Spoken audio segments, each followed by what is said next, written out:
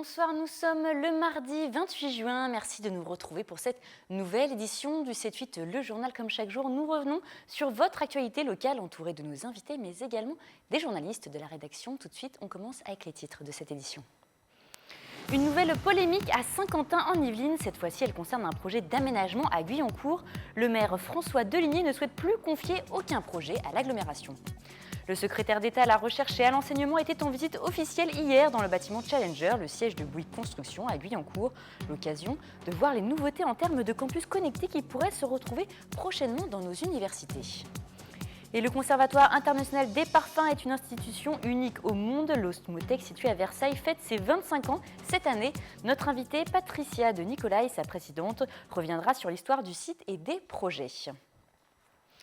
Et nous vous en parlions la semaine dernière et même dans le journal d'hier, Valérie Pécresse, présidente de la région Île-de-France, a changé plusieurs fois d'avis après avoir promis pendant sa campagne qu'elle maintiendrait le pass Navigo à 70 €. Elle a finalement changé d'avis. Il y a une semaine, elle avait évoqué, en l'absence d'accord pour financer le pass à tarif unique, la possibilité d'augmenter son tarif à 80 ou 85 €. L'augmentation a été officialisée hier. Un protocole d'accord a été signé entre l'État et avec la région Île-de-France pour résoudre le problème du financement du forfait Navigo à prix unique. Pour les franciliens, c'est donc une augmentation de 3 € dès le 1er août. Vous achèterez donc le pass à 73 €, cela représente une hausse de 4,2%. Alors, est-ce que vous comprenez cette mesure? C'est ce que nous vous avons demandé à vous, usagers. Regardez. Écoutez, je trouve que c'est dommage parce que ils ont bien baissé, puisqu'effectivement ils ont fait un tout zone, tout dézoné. Et puis là, à nouveau augmentation, c'est... Quand on les prend tout le temps, vous savez, on est mécontent, faut le dire. Si c'est pour apporter des financements supplémentaires, je trouve que c'est une bonne chose, ouais. Parce que le prix, honnêtement, quand on compare par rapport aux autres capitales dans le monde, en Europe, je trouve qu'on n'est pas très cher finalement. Si c'est pour tenir les rames en bon état, il n'y a pas de problème, quoi. Franchement, si c'est pour avoir la sécurité sur nos trains, je trouve ça que c'est parfait. C'est une bonne chose si ça permet d'améliorer la qualité des transports en commun. Si c'est juste une augmentation comme ça pour faire payer plus cher, notamment les plus défavorisés, je pense que c'est complètement une connerie. Et c'est une nouvelle polémique autour d'un projet d'aménagement dans une commune de Saint-Quentin en Yvelines. Après le quartier Gare Bécane de la Verrière, c'est la commune de Guyancourt qui fait appel à l'État. Le maire François Deligné ne souhaite plus confier aucun projet d'aménagement sur sa ville à la communauté d'agglomération, en commençant par celui de l'ancien site de Thalès. Un reportage signé William L. C'est ici à Guyancourt, sur ces 22 hectares en friche de l'ancien site Thalès, que doit voir le jour le nouveau quartier d'habitation proche de la future station de métro de la ligne 18. Problème, un désaccord entre le maire de la ville et la communauté d'agglomération concernant son aménagement. Finalement, on se demande qui préside vraiment la communauté d'agglomération. Je prenais l'image d'un avion sans pilote. Moi, je préfère presque celle d'un avion qui, dans la cabine, verrait plusieurs pilotes se disputer le manche, ce qui est dangereux quand on veut définir une direction. Tant que la communauté d'agglomération de Saint-Quentin en Yvelines connaîtra de véritables anomalies dans son fonctionnement, mais aussi dans sa gouvernance, mais encore dans ses relations avec les communes, il n'est pas envisageable de confier des projets d'aménagement, par exemple à Guyancourt, dans ce contexte. François Deligné refuse de confier ce projet à Saint-Quentin en Yvelines, mais aussi tous les autres projets d'aménagement à venir sur sa commune. Il s'agit encore d'une posture du maire de Guyancourt. Le terrain de Thalès, depuis le début, on fonctionne ensemble et aucune décision n'a été prise s'il n'y avait pas de concordance dans notre vision des choses. Je vous rappelle qu'à l'unanimité, là aussi, nous avons voté que ce terrain soit racheté par l'établissement public foncier des Yvelines pour le compte de l'agglomération de Saint-Quentin-en-Yvelines.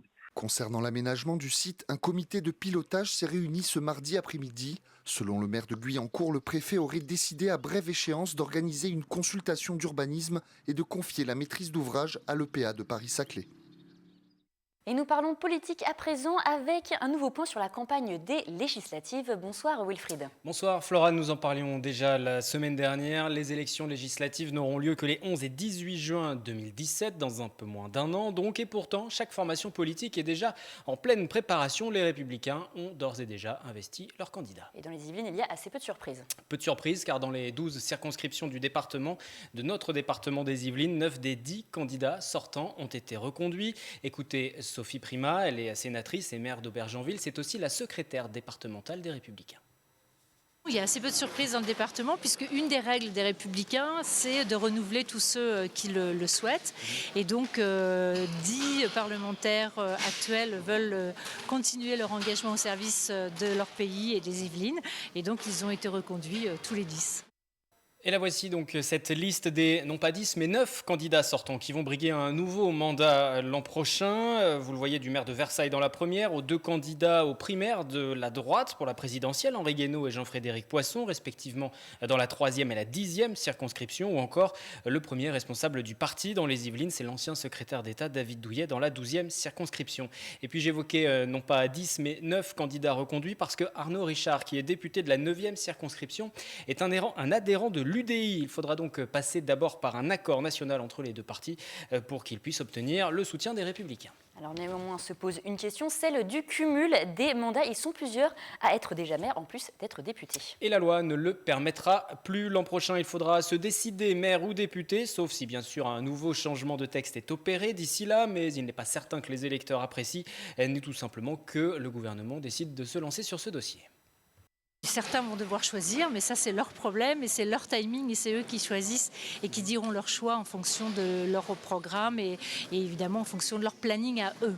Ah bah si un candidat actuel qui est investi pour les législatives de l'année prochaine venait à choisir sa ville, ça remettrait évidemment en cause l'investiture d'une façon générale. C'est bien entendu la Commission nationale d'investiture qui devrait se reprononcer sur l'investiture de tel ou tel. Alors en attendant, le parti Les Républicains se met à rêver d'un grand chelem. D'un grand chelem dans le département, dans la région, sur tout le secteur, comme c'était le cas pour le conseil départemental récemment. Alors actuellement, 10 des 12 sièges sont détenus par les Républicains et par l'UDI. Donc en 2012, les victoires avaient été plutôt nettes, 56% dans la première circonscription pour François de Mazières, 61% dans la 3e pour Henri Guénaud ou encore 54,5% pour David Douillet dans la 12e circonscription. Et dans les 2 circonscriptions qui ont été perdues, eh bien le PS l'avait emporté avec 53% pour Françoise Descancronier dans la 8e ou encore 55,30% pour Benoît Hamon dans la 11e. 2 victoires plutôt nettes, mais elles n'étaient pas écrasantes alors que François Hollande venait de remporter la présidentielle et cette fois-ci le contexte sera bien différent. Un mot d'ailleurs sur cette 11e circonscription et l'élection qui prend déjà des airs de revanche puisque Jean-Michel Forgousse, le maire d'Élancourt battu donc en 2012, a reçu le soutien une nouvelle fois de son parti pour une nouvelle campagne. C'est quelqu'un dont on connaît les convictions, assez libéral, dont on connaît le talent, dont on connaît les réussites sur sa commune. Et je pense que ça sera un adversaire au sérieux pour qui l'affrontera. Je ne suis pas sûre que ce soit Benoît Hamon. Vous pensez que ce ne serait pas lui pour l'instant au Parti Socialiste? On dit qu'il sera candidat. On dit qu'il sera candidat, on ne dit pas qu'il sera candidat dans cette circonscription. Pour savoir si, oui ou non, Benoît Hamon sera investi, il faudra attendre encore le mois de décembre. Les militants doivent se prononcer dès que les négociations avec les autres formations de gauche seront terminées. Et puis, sachez aussi que pour les autres partis politiques, le calendrier n'est pas encore définitivement arrêté. Merci Wilfried. Passons maintenant à l'innovation. Nous vous en parlions hier. Le secrétaire d'État à l'enseignement supérieur et à la recherche, Thierry Mandon, était à Saint-Quentin en Yvelines en visite officielle dans le bâtiment Challenger, siège de la société Bouygues Construction à Guyancourt. En visitant les installations et équipements rénovés de Challenger, il a pu observer les projets innovants au service de la pédagogie et de la qualité de vie dans le campus de demain. Une problématique au cœur de son plan pour améliorer les universités et faciliter la vie des étudiants. Des images signées Patrick Jacques de Dixmude. Des amphithéâtres connectés, des tableaux tactiles et des cours par visioconférence comme si vous y étiez. Voici quelques innovations qui pourraient se retrouver demain dans les universités françaises. Des nouveautés présentées à Thierry Mandon, secrétaire d'État à l'enseignement supérieur et à la recherche, au sein du bâtiment Challenger de Bouygues Construction à Guyancourt, comme ce tableau digital et tactile. Voilà, l'idée c'est effectivement ça se présente comme un tableau blanc numérique cette fois. C'est-à-dire qu'on va pouvoir écrire avec le stylo, on va pouvoir effectivement avoir une surface d'écriture assez classique. sur laquelle on va également pouvoir interagir avec les doigts. Donc on va pouvoir zoomer, dézoomer, et lorsqu'on va dézoomer, on va également s'apercevoir qu'on a la possibilité d'avoir plusieurs pages. Cette société travaille en partenariat avec Bouygues Construction sur le thème du campus connecté. Une problématique chère au secrétaire d'État, il avait annoncé en avril dernier un plan de 50 mesures destinées à moderniser les facultés. Premièrement, on doit révolutionner la façon d'apprendre. La pédagogie, ça passe par le numérique. Et ici, dans le campus connecté, dans le savoir-faire du campus connecté de Bouygues, il y a ces technologies-là qui sont domestiquées. Deuxièmement, nous avons en termes de stratégie immobilière, de faire des locaux à la fois confortables, accueillants, hospitaliers aux nouvelles façons d'apprendre et en même temps respectueux de l'environnement, aussi un autre défi. Et je trouvais qu'il n'y avait pas de visite plus appropriée que celle-ci pour voir des expériences concrètes de réussite de la transformation numérique de la pédagogie et de la transformation durable de l'immobilier. Avec ses projets de campus connectés, l'entreprise Bouygues s'est rapidement positionnée pour concevoir des espaces d'éducation adaptés. Le monde de l'université, de l'enseignement supérieur, de la recherche est en pleine ébullition en France comme partout dans le monde, car les nouvelles technologies arrivent, celles du numérique, et ces technologies vont bouleverser la vision que l'on a de l'enseignement supérieur. Donc il est important pour nous, qui sommes des intégrateurs de solutions, de montrer comment on peut aborder ces universités par l'usage. Les mesures annoncées par Thierry Mondon sont très liées à l'innovation, comme le développement de la visioconférence et la généralisation du numérique. Elles rentreront en application à partir de la rentrée 2016 et en 2017. Tout autre sujet à présent, jusqu'au 5 juillet, c'est la période du jeûne, la tradition du ramadan pour la communauté musulmane à cette occasion. Et depuis 2 ans, la mosquée d'Elancourt invite un soir du ramadan des personnalités politiques à venir rompre le jeûne avec les fidèles. L'occasion d'échanger autour de l'islam et de revenir sur les problématiques rencontrées tout au long de l'année. Les explications avec Fanny Bourdillon et Mélanie Poquet.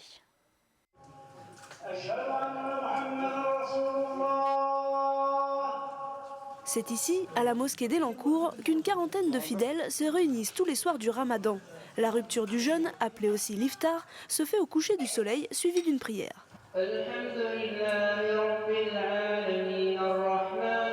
Depuis 2 ans, la mosquée invite également différentes personnalités politiques à venir échanger autour de l'islam. Nous ne voulons pas pratiquer un islam refermé sur lui-même. L'islam fait partie de la société française et trop de méconnaissances ou de clichés sont véhiculés. Et avant tout, c'est un mois de générosité et de partage. Donc c'est pour ça qu'on invite tout le temps d'autres personnes, aussi des personnes d'autres confessions qui seront invitées ce soir à venir partager ce moment de générosité, de bien-être. Et ce jeudi, ils ont été nombreux à répondre à cette invitation. Le maire d'Elancourt, des représentants de la communauté juive, des officiers de police, mais aussi le député yvelinois Benoît Hamon sont venus partager ce repas. D'abord, on va bien manger, c'est une bonne raison. Et puis en plus, je trouve que c'est une démarche vertueuse que de partager ces moments et comme on pourrait le faire avec toutes les autres religions, qu'elles soient juives ou catholiques. Et donc, non, au contraire, je fais avec grand plaisir. Bien sûr, il y a des règles, il y a des valeurs, il y a des contraintes aussi. Vivre en France, c'est pas n'importe quoi. C'est un des beaux pays au monde. Et bien sûr, il faut s'adapter aussi à sa culture, la culture française. Et voilà, c'est l'objet de nos discussions régulières qui se passent bien. Et je dis, Elancourt est plutôt un modèle là-dessus d'intégration et de réussite. Le ramadan, mois sacré et 4e pilier de l'islam, se terminera cette année le 5 juillet. Et culture, à présent, une exposition photo du Secours populaire sera inaugurée ce soir à la maison de quartier du Bois de l'Étang à La Verrière jusqu'au 13 juillet. Les habitants pourront y découvrir une quarantaine de photos qui reviennent sur une mission réalisée en février 2006 au Niger. L'occasion pour le Secours populaire de rappeler leur mission à l'international comme au Niger où l'eau est le premier besoin qui n'est pas satisfait, un besoin pourtant vital pour ces populations. L'exposition a donc été nommée Aman Iman qui veut dire en langage touareg l'eau c'est la vie. Écoutez ces précisions recueillies au micro de Fanny Bourdillon. Ces photos, ça représente le quotidien des habitants, en fait. Donc, on y voit des scènes de la vie de tous les jours pour des enfants ou des adultes. Et puis aussi, les réalisations que nous avons faites, la place que ça prend dans la vie des gens, donc notamment les puits. Il y a aussi un retour sur des activités de financement d'école que nous avions fait à l'époque avec un CE. Voilà, on a essayé d'avoir un spectre assez large et en plus en 2006 il y avait eu une sécheresse relativement importante avec des zones touchées et donc il y a quelques photos qui relatent aussi ce que l'on a vu en termes de malnutrition sur place. Alors sachez que l'entrée est libre et si vous y rendez, vous pourrez également faire des dons à l'association et acheter des bijoux et sculptures Touareg. Il est temps à présent de passer à notre entretien. Ce soir, nous allons parler de l'Osmothèque. Alors l'Osmothèque, c'est le Conservatoire international des parfums situé à Versailles, une institution unique au monde et qui fête cette année ses 25 ans. Pour nous en parler ce soir, sa présidente, Patricia de Nicolaï. Bonsoir à vous. Bonsoir. Merci d'avoir accepté notre invitation. Alors c'est une institution unique au monde, vous me le disiez tout à l'heure, il n'y a pas sans pareil dans aucun autre pays. Non, comment ça s'explique? Franchement, il n'y en a pas, de ma connaissance, mais je pense que vraiment il n'y en a pas. Cette association a démarré il y a 25 ans par le biais de 3 ou 4 parfumeurs qui ensemble se sont rendus compte que certains grands parfums qui avaient marqué des époques, beaucoup de gens les avaient portés, par le biais de problématiques économiques et autres, certaines sociétés disparaissent et ces parfums ne sont plus en vente dans le commerce. Et ils ont trouvé que c'était très très dommage de perdre la connaissance de ces grands parfums. Et donc, ils ont eu l'idée d'essayer de retrouver les formules et de les remonter telles qu'elles étaient faites au départ pour pouvoir constituer une collection de parfums disparus, mais ce concept a grandi et aujourd'hui, nous demandons aux marques de nous donner leurs parfums actuels qu'elles sont en train de lancer, car un parfum lancé aujourd'hui sera sans doute un parfum oublié demain. Donc, le conservatoire devient vraiment maintenant grand. Nous avons plus de 4000 parfums dans notre collection. Alors vous faites beaucoup de choses à l'Osmothèque, il y a notamment des conférences, vous accueillez un large public. Quelle est la vocation première de ce lieu? Rassembler des parfums que tout le monde puisse sentir. Donc il y a 2 axes d'activité. Il y a la partie collection, entretien de cette collection, à la fois faire venir des parfums nouveaux et essayer de retrouver ceux qu'on n'a toujours pas retrouvés. Et d'un autre côté, transmettre. Transmettre, c'est par le biais des conférences. Et nous accueillons tout public. Il faut évidemment réserver, aller sur notre site, voir à quel moment se passent ces conférences. Et nous en faisons plus de 100 à 150 par an, ce qui est quand même énorme, car nous sommes une petite équipe de parfumeurs. Ces conférences sont données vraiment par des gens du métier. Ce sont des parfumeurs créateurs, certains à la retraite, d'autres encore en activité, qui transmettent leur savoir à un grand public très large, souvent des amateurs, des passionnés, mais qui découvrent là des choses qu'ils ne voient jamais ailleurs. Et c'est donc formidable. Nous faisons aussi beaucoup de formations pour des étudiants, mais la profession, qui elle aussi vient se ressourcer, parfumeurs, marketeurs ou évaluateurs, viennent au sein de notre association pour avoir accès à cette histoire de la parfumerie. Alors pour faire une petite comparaison, si je peux me permettre, vous êtes un petit peu la bibliothèque nationale des parfums, mais qui est située à Versailles. Pourtant, vous ne bénéficiez pas d'une si grande notoriété. Comment cela s'explique ? Il faut du temps pour se faire connaître, il faut des moyens humains aussi, nous ne sommes pas une grande équipe, et après il faut des moyens financiers. Nous sommes déjà très contents en 25 ans d'avoir fait tout ce parcours, car comme je vous l'expliquais, nous avons démarré avec quelques parfums, une dizaine, une vingtaine, une centaine, et puis aujourd'hui 4000. Donc nous avons vraiment maintenant un statut reconnu dans la profession, nous représentons le patrimoine de cette profession de la parfumerie. Alors est-ce qu'en 25 ans, vos missions ont changé? Elles ont dû évoluer certainement? Oui, bien sûr, nous allons encore plus loin dans la recherche pour refaire ces parfums anciens. On se rend compte de certaines matières premières qui vont disparaître ou qui ont disparu, qu'il faut absolument essayer de sauvegarder pour refaire ces parfums anciens au plus près de leur formule originale. Ça demande encore une fois beaucoup de travail et d'énergie. Et nous venons de passer un partenariat avec l'Université Saint-Quentin-Yvelines. Dans le secteur de la chimie, il y a une section qui est en train d'étudier la refaisabilité de molécules qui sont abandonnées par des grands groupes, car quand une molécule n'est plus rentable financièrement, la société évidemment ne la commercialise plus. Or, nous, à l'Osmothèque, nous avons besoin de tous ces matières premières, tous ces ingrédients qui nous servent à refaire ces parfums anciens. Donc notre statut de recherche est en train de s'élargir et je pense qu'on va dans le bon sens.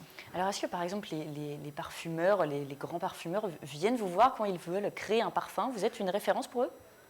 En quelque sorte, oui, lorsqu'on est en fait un lieu où ils peuvent se ressourcer, ressentir des anciens parfums, essayer de resituer un parfum dans son contexte, à la fois dans son contexte temporel, mais en même temps créatif et marque. Et donc, en fait, on représente, lorsque nous expliquons tous ces parfums, on peut déplier ce qu'on appelle une généalogie des parfums.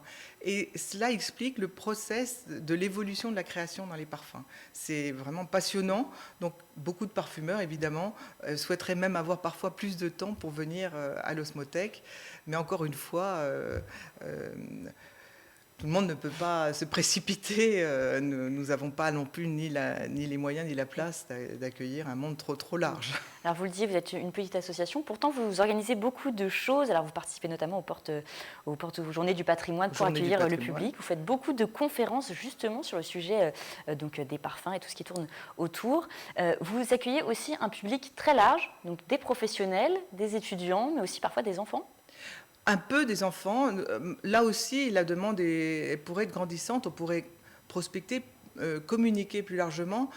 Dans la mesure où nous n'avons pas forcément toutes les salles pour le faire, nous y allons doucement. Mais aux Journées du patrimoine, par exemple, nous avons beaucoup de jeunes. Et la partie qui est réservée aux jeunes et aux enfants est en général assaillie. Ils adorent venir sentir et découvrir le monde des odeurs.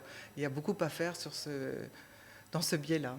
Alors la journée officielle de votre anniversaire, si je peux le dire ainsi, donc ce sera jeudi 30 juin, pour les 25 ans. Comment ça va se passer? Il y a également une conférence organisée, beaucoup de choses. En fait, nous recevons l'ensemble de la profession, des adhérents, puisque nous avons une association en parallèle à l'Osmothèque qui s'appelle la Société des Amis de l'Osmothèque. Et nous recevons évidemment nos partenaires fondateurs, la Chambre de commerce qui nous héberge dans l'ISIPCA, l'école de parfumerie. Nous sommes aussi la bibliothèque olfactive de cette école. Mais évidemment, beaucoup de personnes faisant partie des marques de parfums. Donc, nous espérons avoir un maximum de personnes pour qu'ils soient plus sensibilisés aux demandes et à l'importance de cette association. Alors vous êtes présidente donc, de l'Osmothèque depuis 2008. Là, les 25 ans, il va y avoir du nouveau. Est-ce que vous allez vous diriger vers de nouvelles directions, justement, pour les années à venir ? La profession s'organise aussi. C'est un métier qui est finalement relativement jeune. C'est un métier artistique qui peut être complètement compris comme une activité et qui s'inscrit dans le culturel. Donc, en tant que culturel, notre musée conservatoire des parfums est très jeune. Donc il nous faut du temps, mais l'avenir nous réserve sûrement de belles choses et nous travaillons pour mieux se faire connaître, éventuellement regrouper d'autres associations de la profession pour être plus forts et éventuellement un jour pouvoir être plus connu. Vous recherchez peut-être de nouveaux adhérents, peut-être aussi des financements pour faire vivre Tout à fait, des financements qui peuvent venir soit des marques, soit des sociétés qui sont en amont des marques, ce qu'on appelle les sociétés de matières premières, composition de parfums. Nous cherchons aussi du côté du culturel, le ministère de la Culture, voire plus loin au niveau de l'Europe. Très bien. Merci beaucoup Patricia de Nicolai d'être venue sur notre plateau et d'avoir répondu à nos questions. Alors je le rappelle, les 25 ans de l'ISIPCA, c'est jeudi 30 juin. Si vous voulez plus d'informations, si vous souhaitez, pourquoi pas, visiter l'Osmothèque. Pardon, l'Osmothèque, je me suis trompée. Donc c'est les 25 ans de l'Osmothèque. Si vous voulez aller la visiter, voir, il y a beaucoup de choses à découvrir. N'hésitez pas à vous rendre sur le site internet qui s'affiche en bas de votre écran. Vous y retrouverez toutes les informations. Merci. À vous. Et depuis 4 ans, le château de Versailles accueille le bal de Kamel Ouali destiné aux adultes, un événement grandiose, mais maintenant plus seulement destiné justement aux adultes. Ce samedi après-midi, à l'Orangerie se tenait aussi la 2e édition du bal des enfants. Princes et princesses de 6 à 12 ans étaient invités à une fête féerique imaginée par le chorégraphe et metteur en scène français Mélanie Poquet et Camille Lambert pour ce reportage. Des mousquetaires, des nobles, des princes et des princesses. À Versailles ce samedi, les enfants étaient à la fête pour la 2e édition d'un bal spécialement créé pour eux. Je viens surtout pour m'amuser et puis c'est bien d'être ici parce que c'est le château de Versailles. Je suis venue pour danser, pour m'amuser et je suis très heureuse d'être ici. Bah, c'est drôle parce que tu te prends en rôle tu fais ça avec tes amis, donc c'est encore mieux. La sensation de découvrir, de danser et de rester avec des amis et tout. Direction le XVIIe siècle, mais pas de musique baroque pour ces enfants. La musique actuelle est interprétée par la chanteuse Tal. Dans ce lieu prestigieux de l'Orangerie, un hôte de marque à l'origine de ce bal, Kamel Wally, chorégraphe de la Star Academy ou de comédies musicales comme les 10 Commandements. L'idée, c'est de faire revivre aux gens de notre époque les grandes fêtes du château de Versailles à l'époque de Louis XIV. Alors avec une musique actuelle, avec la nouvelle technologie, avec tout ça, mais qui est quand même cette émotion que les gens à l'époque pouvaient vivre. Les enfants se sont le temps d'une après-midi transformés en princes et en princesses. Le faste des bals du Roi Soleil n'a rien perdu de sa superbe.